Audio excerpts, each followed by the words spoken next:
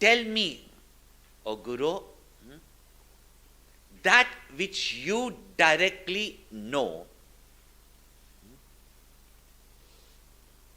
which cannot be gained by our senses, our experiences, that which you directly know, but don't tell me about right and wrong, dharma and adharma, because dharma and adharma is also relative only, isn't it? Rules, regulations of society, over a period of time, what is right and what is wrong, all this also keeps on changing. I'm putting in simple words first.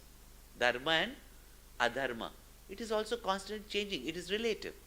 What is dharma for a woman is not a dharma for a man. What is dharma of human beings is not a dharma of animals. You don't expect an animal to do the right thing. Yeah? What is right for an animal, like for example, animal wants to do something, he just goes and does it. It's right. Like if you've taken too much coconut water, yeah? You've given your dog a lot of coconut water, the dog will just do it there on the carpet. Because the right thing is, when you're loaded, unload. But imagine yesterday if all those girls would unload here.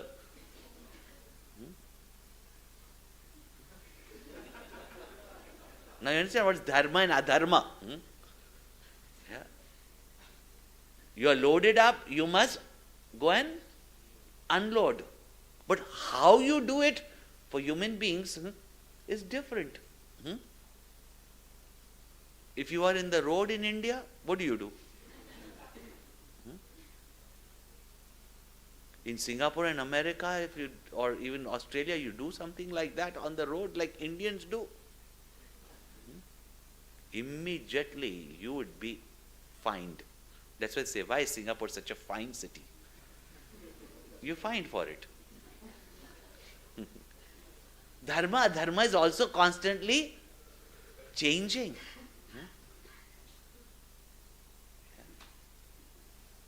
Is non-violence dharma or violence is dharma?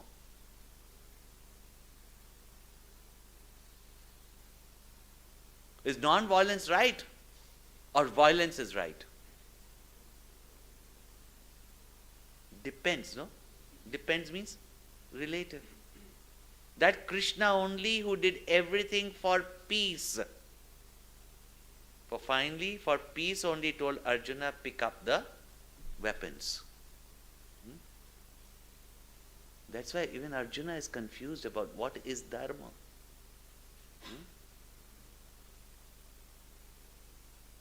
Now, we are not confused about dharma. Who cares about dharma, adharma, But human beings, we are bothered about right and wrong because we know the consequences of right and wrong.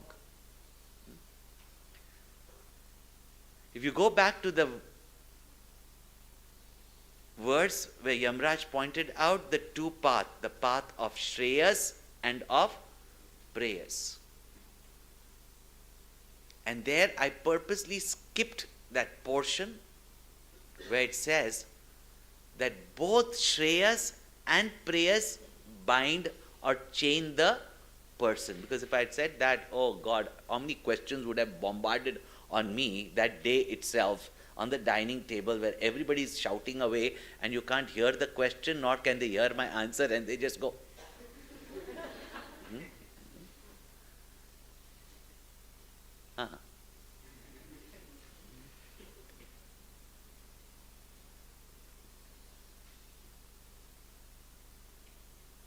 Prayers leads us eventually into frustrations, suffering, anxieties, etc.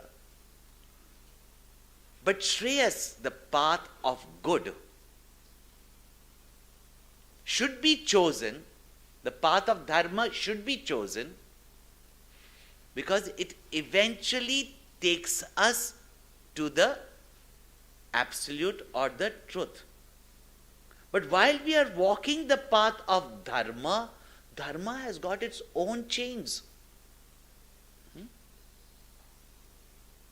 Because the result of dharma is peace, harmony.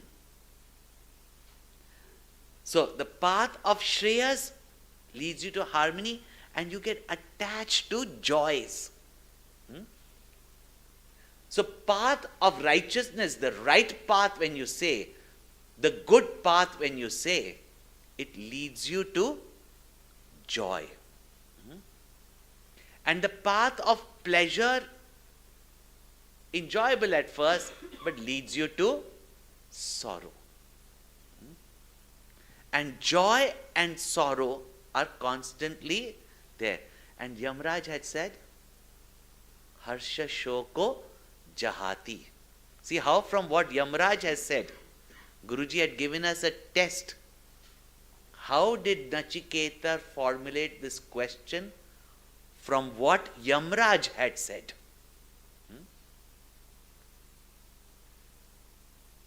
We just say, Yamraj said. It goes beyond joy and sorrow. When he said it is beyond joy and sorrow, which means it is beyond dharma and adharma. Because dharma leads you to joy and adharma leads you to sorrow. That which is right leads you to joy. That which is wrong will lead you to sorrow. By saying dharma, by living dharma, you get heaven. By living adharma, you get hell. And when there is a balance, you get earth. Nachiketa is asking, I'm not talking about that long life, that illusory immortality, that bluff of immortality of going to heaven. See that word, anyatra dharmat, anyatra adharmat. Which means I am not talking about these temporary joys or sorrow, this temporary heaven or hell, this temporary success or failure, which is gained through dharma and adharma. This temporary experience of joy and sorrow. Now you understand what he means by other than dharma and adharma. Want to go a little bit deeper or no? You had enough? Enough? No? Good. See? That's how Yamraj must have been very happy, Nachiketa is like this.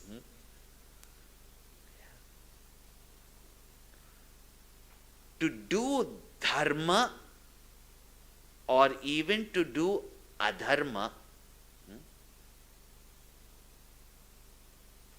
to do any action rightly or wrongly, number of things is required. First of all, it requires a doer who is good or bad, virtuous or unvirtuous.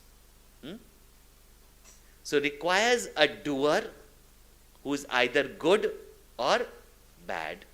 Therefore, good vasanas or bad vasana, good motive or bad. A good and bad is determined by its motive also, is it not? You may do an action, but what is the motive behind it? So the doer who is good or bad, the motive behind it, the intention behind it is either good or bad. The mental attitude behind it is good. Sometimes you can do a good thing but with a wrong attitude. What is the motive? What is the attitude? And how do we do the action? We can do a good action wrongly and we can do a bad action rightly also. How do you do that? How do you mean? Yeah. You can try to save a drowning person by going and catching him from the front and drown with him. That's doing a good action wrongly. Or you can evade a tax. in such a manner that you are never fined for it. Thus, it requires the action. And that action then gives you the result of joy and sorrow. By saying other than Dharma and Adharma, and which gives you the world of heaven or hell, or success and failure in this world. All this is summarized in something other than Dharma or Adharma. Can you imagine the question what Nachiketa is asking? And to get personal, I know myself as the doer and the enjoyer. But the doer and enjoyer is constantly changing, isn't it? Today I am efficient, tomorrow I may not be efficient. Today I am young and energetic, tomorrow I will not be energetic. Now I am young and foolish, tomorrow I might be old and wise. Today I am capable but unintelligent, tomorrow I will be intelligent but not capable. Yeah. And this doer who goes to heaven, hell, or reincarnates, I'm not asking about that me, but who is beyond doership and enjoyership.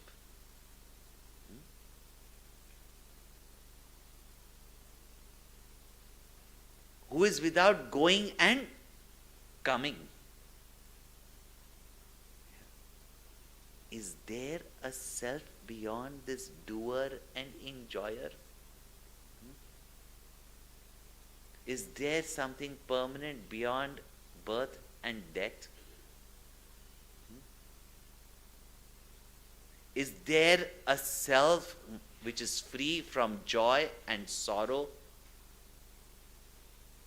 excitement and guilt, heaven and hell?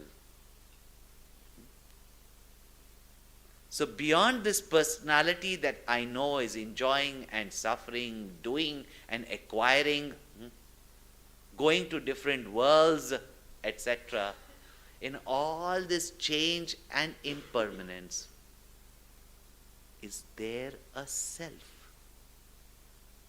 Or this is all that is?